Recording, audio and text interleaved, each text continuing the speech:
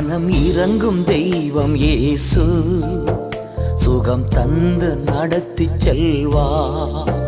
மனம் இறங்கும் தெய்வம் இயேசு, சுகம் தந்து நடத்தி செல்வா. யெகோவா ராபா இன்றும் வாழ்கிறா. சுகம் தரும் தெய்வம் இயேசு, சுகம் இன்று தருகிறா.